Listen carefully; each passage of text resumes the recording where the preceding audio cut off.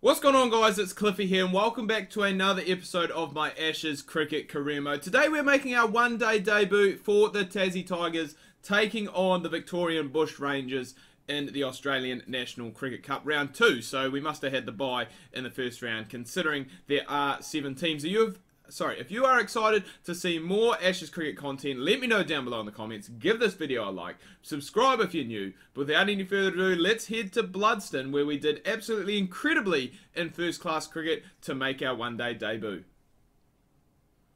Alright, so here we are making our one-day debut. Now, there's not a whole lot of time left, to be fair. We'll just have a quick look at the match summary, the scorecard. So, Cox up the top, 122 of 133. Jake Doran with 47. George Bailey, the captain, chipping in with 42. So, all in all, our team is pretty good, and I'm pretty happy with the way it has turned out. Victoria, not so much. Excuse me, they do still have, you know, majority, I guess, of their actual players. There's a few club players that have come in there. You've got to remember, we are now in 2019, so we're about 3 or 4 seasons in to the career mode. But Scott Boland's in there, Pete Siddle bowling, Chris Tremaine, Stoinis, and then we do have 3 guys who I have not heard of before. But currently the score, 5 for 264. So we've done a pretty decent job, it must be said. It has been a long, long time since I've actually played this game. So got to remember, hopefully, that I know how to play it. But 5 for 265 now. There's about 7 overs left to go. So we'll be looking to try and knuckle down and grab ourselves a lot of runs in these last few overs. Oh, good shot that. Is it going to beat the fielder? You bet it is. There's our first boundary 4 of the one-day career. It's come through the covers. It's a very nice shot. Ideal, everything. We move on to 5 off of just 3 deliveries, and we're doing a absolutely great job here, it must be said. There's that huge gap still. Oh, we've hit that straight to the fielder in that cover region. So if it's full and it's outside off, that's where it's going. Oh, lovely shot that. Just I want to say using the pace, but Siddle's only bowled that one at 113 Ks. We're striking it well. Caleb Jewell down the other end striking well as well. He is 34 off of just 19. There's still plenty of gaps here, it must be said, to be had. So anything really that is in that position there, we're going to try and play that down into that third man region. That one there was a little bit probably too short to try and play that shot we did the ball before. But we've got 290 on the board, and there is still, I was going to say, probably could have taken a sneaky run there, but there's still 5 overs left to go. So I'm thinking somewhere around 340, 350 is on the cards here for Tassie. Oh, they haven't done this. Jerry Chitty, the club cricketer, the leg spinner, has come on. To be fair, they've got a good enough field to him. I was going to look to try and take him down the ground, but we're not going to do that now. We'll just nudge that away. It's been timed so poorly that we are actually going to come back for 2. We have lost our batting partner in duel. We have been joined by Faulkner, who is 4 off 1. And I really wish that they could just change this field just a touch, just because, oh, I was going to say, I feel as though if we can get some players up down the ground that we could go and hit it back down over their heads. Faulkner's moved on to 12 off of 5. As I said, that 340, 350 is still definitely on. 3 overs left to go. We're 15 off 11. It's time to just go and absolutely try and smash the ball out of the park here. Shots like that are definitely not going to help. Down the ground probably just before was the way to go, to be fair. But those fielders have moved back just a touch. And I don't really know what we're doing here, to be fair. We're just playing some pretty stupid shots. We need it to be pitched up. Get it a bit fuller for me, Scotty Boland. And then we can go and hit you down the ground, hopefully with some decent enough timing. That will, oh, I was going to say that will do. But it has just gone. And we just can't seem to get bat on ball here in the latter part of this innings. We've played out 3 dot balls already, which is not ideal. And I was going to say, I'm just going to go for it. We have not timed that one at all. And would you believe it, it has actually been dropped. So early timing, and we do get a life there, but you'd have to think there's only about 2.5 overs left to go. So we need to start trying to go for it if we want to try and get to that 340, 350. I think it possibly could be a little bit out of the way now, but for some reason, Scotty Boland is just bowling slow balls here, and there is nothing that we can do about it. We've got 1 ball left to go. I don't want to try and hog the strike, to be fair, but it is what we are going to do. We'll just pick up, I was going to say the single, but we'll take 4. 4's even better, to be fair. Gets Faulkner back on strike, gets the score to 319 for 6. Alright, we've got 1 over left to go here. And Faulkner has just gone, I think he was 22 off of about 15. And we're going to look, as I said, we need probably 11 more runs to get to that 340. It's Scott Bolland who's bowling, who we did have trouble with in that last over. So we'll be looking to try and get a hold of him if we can. Doesn't help that he's just bowling the short stuff outside off, and that's not really our go-to. For some reason, that was the one for the over. So I'm just going to shuffle across our stumps just a little bit, because if it's on the stumps, we're going to whip it away. If not, we're going to go up over the top, just like that. Thank you for coming. Finally, we get a hold of one. We grab ourselves the first 6, as the umpires signalled it there, of this one-day debut. So we got to be happy with that. We've moved on to 27 off of just 20 deliveries. And something that I have seen in other career mode videos that I have watched is that pretty much... Oh, no, we won't take a run there.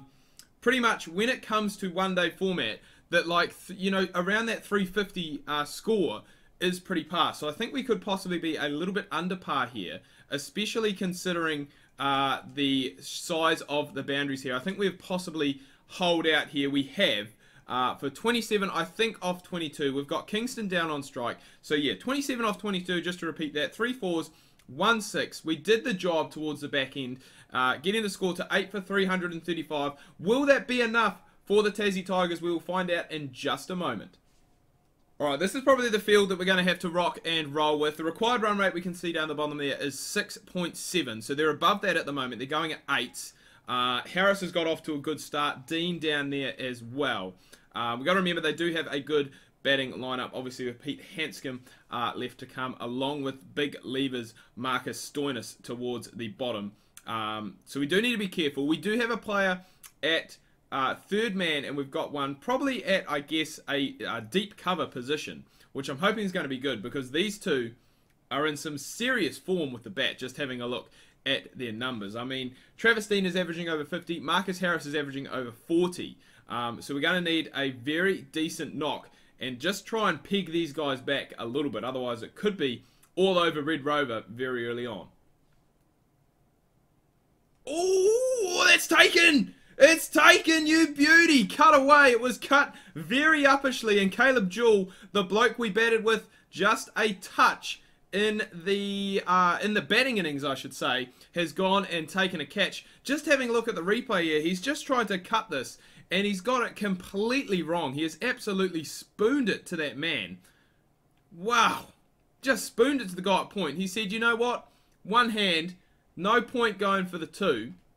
And that does now bring Pete Hanscom into the middle. As I said, they do have a good batting lineup, this Victorian Bushrangers side. They do have 2 club cricketers coming in at, I think, 4 and 5.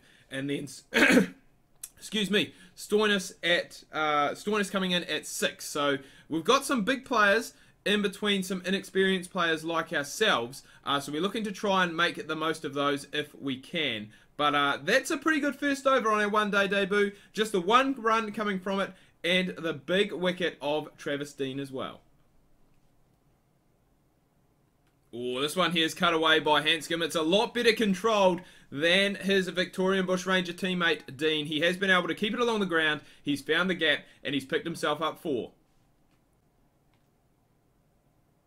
Oh, this one here is cut away as well. So Hanscom seems to be in a lot better control of that cut shot than Dean. It's his second 4 of the over, and he's moving along nicely here. I think he's moved on to 9 off of 9, and a bit more of an expensive over there for Cliff. We're going to have to look to try and pull it back.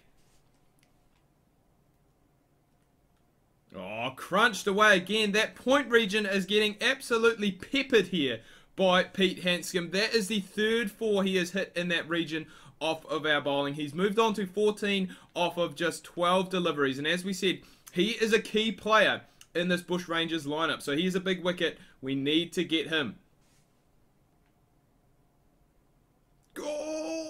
Oh!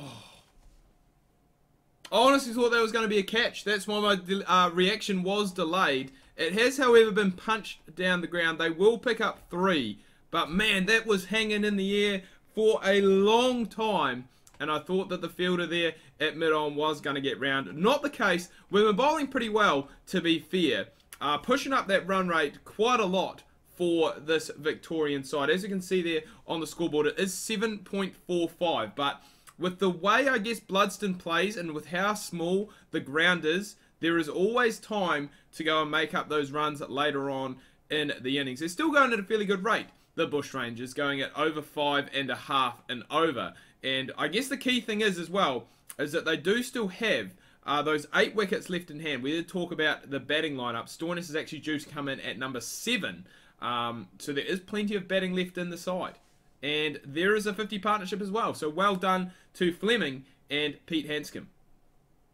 Right, Cammy Boyce has just gone and got the breakthrough down the other end. Required run rate is now up above 8. We do have another new player in at the crease too, Tracy, who is just 4 off of 4. Hanscom's hanging in there, 40 off of 56. As I did say, he is the key player in this side, and we're looking to try and remove him quick smart if we can. But he's looking very solid and looking all part of an Australian player right now. Oh, he's gone up. He's gone aerial over the infield. That last ball glitch once again coming into effect. 5 dot balls followed up by a 4 from Hanscom. He moves on to 44, but the Bushrangers still in a little bit of trouble here. They're going to need a big knock from their captain, Pete Hanscom here. Oh, it's hit down the ground. It's going to probably beat that man. In fact, it is. A dive wouldn't have gone astray, to be fair, fella out there on the boundary. Tracy's going to pick himself up 4. Moves on to 11 off of 13. We've just completed our 8th over, and I swear we've bowled almost about 8 on the trot. It looks as though we could be bowling all 10 here on the trot. It's been a pretty decent debut, to be fair. 1 off 32. Remember, we did get that big wicket of Travis Dean at the very start of the innings. Only gone for 32 runs as well, which I guess was needed in the situation. We needed someone who could come in and be that economical bowler, which is exactly what we have done. It would be nice to see if you could have, I guess, it doesn't really happen so much for bowlers in a cricket game, but you see batsmen when they have, especially in 2020 cricket, when they have, I guess, their breakdown of runs show up. They obviously have the dots, the 1s, the 2s, 3s, 4s, etc. It would be quite cool if they implemented this in this game, but implemented it for bowlers as well, because I do know on a lot of the bowling stats now that you do see on the international coverage, they do have the amount of dot balls that they've had along with the economy rate. Pete Hanscom, 50 off of 70 deliveries, 5 4s and the 1 6. He has hung in. He has been the anchor that Victoria have needed in this innings. 189 at the moment is still what is required. That's a bit of a risky shot, and a good take there by Ben Dunk as well. He hasn't really had a whole lot to do, it must be said, behind the stumps here today, but when called upon, he has done the job, and there is a cheeky edge. You can't, in a ground like this, a ground this small, you can't really afford to have a slip in place. There's a look at Pete Hanscom's wagon wheel, so all around the ground, as you probably would expect from a player of his ability. Faulkner coming in now. I was going to say we have actually had a little short micro break, but 9 overs, no maidens, 1 for 35 at the moment. It would be nice if we could tick off, I guess, another wicket. If we could grab ourselves another wicket here at the back end, would be absolutely brilliant. We've almost gone and got it there. To be fair, we needed the 1 hand, 1 bounce. The catch that Cox took for our only wicket today was a 1-hander, so we kind of needed that there, to be fair. But at the end of the day, I don't really mind. It's been, I guess, our role that we have played, not so much in first-class cricket, but in domestic cricket in the... Oh, there we go! There we go, you beauty. Trying to work it to the leg side. Pete Hanscom, and Ben Dunk has taken a catch. As I said, he hasn't had a whole lot to do in this innings, but when called upon, he has gone and done the job, and he has done it just there like that. Chitty coming in. He does only have an average of 11, but he has played 7 games. So he must have played the back half of last season. And I'm trying to think what I was actually saying just before as we go up for an appeal. I can't even remember what I was saying now. Can't even remember. Good debut. Wickets, 2 for 35. Oh, that's right, I remember now. you know, we have kind of come to expect that one there. That's getting closer, man. Oh man, if we can get this just pitching in line, then we are going to be in with a real shot of that third wicket. But going back to Don Bradman 14 and Don Bradman 17, when we have done our career mode player, it's not as though we've been an express wicket taker. We've been that guy that will take a couple and really just go and try and plug down an end and build up that economy rate. We get a wicket made into finish, which is absolutely beautiful. We finished 2 for 35 off of our 10 overs, which is absolutely brilliant. Tassie win by 101 runs.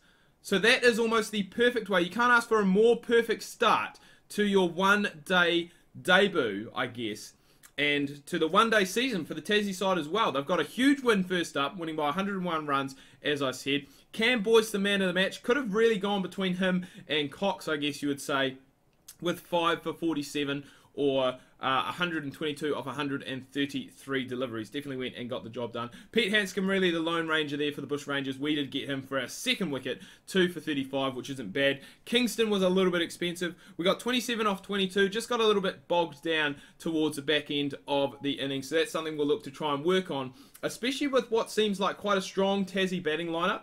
It seems as though we will be coming in, hopefully, in positions like that, where there's only 5-10 overs left, and we can just go and swing the bat and let go. So 27 off 22 for us with the bat, and with the ball 2 for 35 off of our 10 with one maiden, which is absolutely brilliant. We'll go and take a quick look, see who we're taking on in the next game and how our selection status is looking. Alright, so next up we are going to be heading out to the west, out to the Wacker. Haven't updated Optus Stadium in this game yet, obviously, but we're going to be taking on the Western Warriors in that game. They are currently 1-1. We are one of only 2 unbeaten teams so far. Remember, we have played a game less than a lot of other teams, but we are in round 3 of the One Day Cup, so that is bloody brilliant to see. Just having a look at the player and having a look at the selection status just to see if anything has changed. I believe being considered is now gone up since our last episode. It has been a long time since I have gone and recorded that, so that's promising. I think what's going to happen is we're going to play one day. We're going to play majority of the season for one day. Then I think there's some Sheffield Shield, and then there's 2020 cricket. So, you know, I don't really know what to say. Just really excited for that. Obviously, we're getting attention for the English County Cup, which is good, because that is county cricket, which is something I'll potentially look at doing, even though I don't have the updated squads. Just maybe a shortened tour over there if we don't get picked for the national side. And then all the other T20 leagues, we are a fair way off. So we do still have a lot to do in the limited overs format to get ourselves out there and get a name recognised, but we are slowly getting there, guys, which is absolutely awesome. If you guys have enjoyed today's video, make sure to let me know down below in the comments. Smash that like button, give this video a thumbs up, and if you are new, please remember to hit that subscribe button. Thanks for watching, and until next time, ka kite anoa, see you soon.